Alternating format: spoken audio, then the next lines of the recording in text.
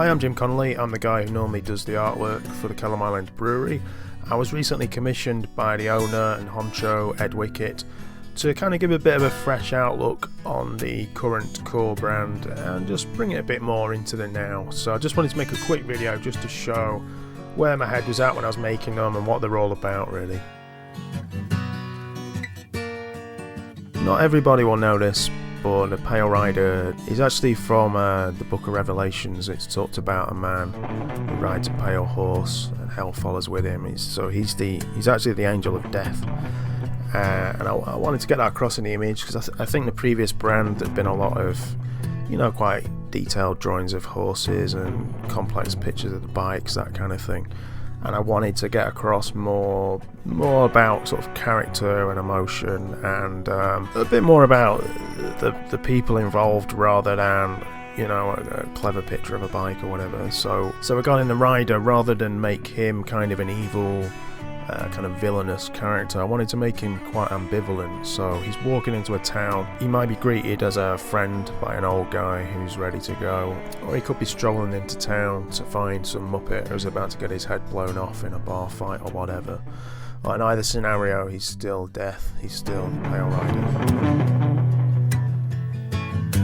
So Easy Rider's kind of a yin and yang for the Pale Rider.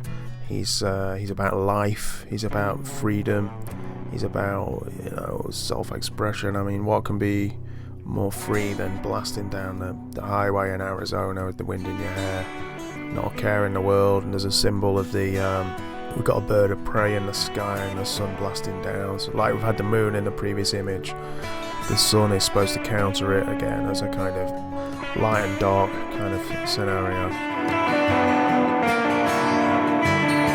Riders on the Storm, I think, is my favourite of this set. You've got this grizzled old lawman. He's out kind of hunting a killer with his young protege, and they've ditched the horses and they're now sneaking up on some shack to take down some villain. The idea actually came from the song that the bit is named after. There's a line in the song called Killer on the Road. Apparently Jim Morrison was writing a road movie about a killer. So I thought that'd be an interesting idea and bring it back to the Old West. I thought would kind of work. I also brought back the white eyes that we saw in the Pale Rider because I felt that it seemed to kind of bring something a little supernatural to the White Earp kind of guy. Like there's an aura of death about him. He's about to go and do his duty.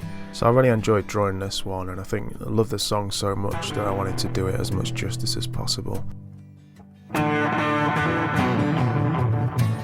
So my previous take on Pride of Sheffield was essentially the Sheffield crest.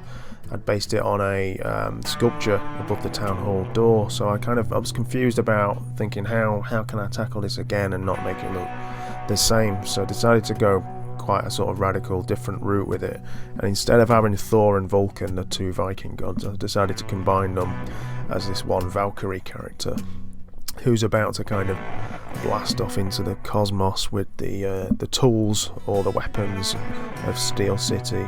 See the hammer and the kind of pincers used in steel production, I guess.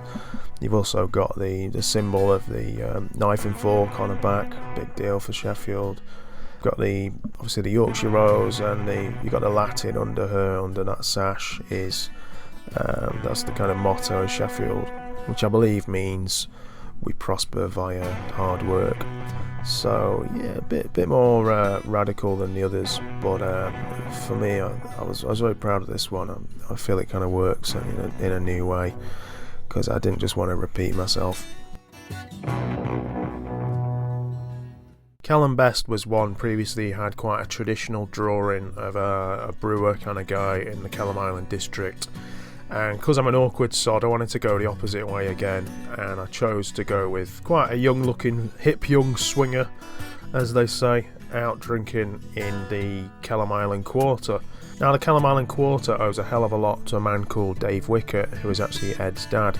And what Dave did, starting around the sort of early to mid 90s, was transform what was previously kind of a forgotten, slightly run down region of the city into what it's become today, like quite a popular place to live with lots of bars and restaurants springing up everywhere, new kind of microbreweries, etc. So I've included the area again.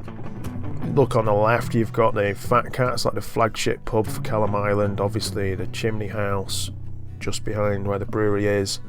And again, I took it back to the theme of the moon and the sort of the death-like eyes. It's also a symbol of death on his shirt, just to kind of try and be a bit clever and coy and bring it back as a kind of bookend to the Pale Rider image. So that's it from me really, and I hope you like the new look of the beers. If you've never tried them, I hope you'll give them a go. Big thanks to Ed, who's involved me in the branding again, which was something incredibly flattering, having grown up in Sheffield around the reputation of the brewery. Also thanks a lot to RenMakesFilms for helping me chuck together this video, and hopefully I'll see you all down the pub.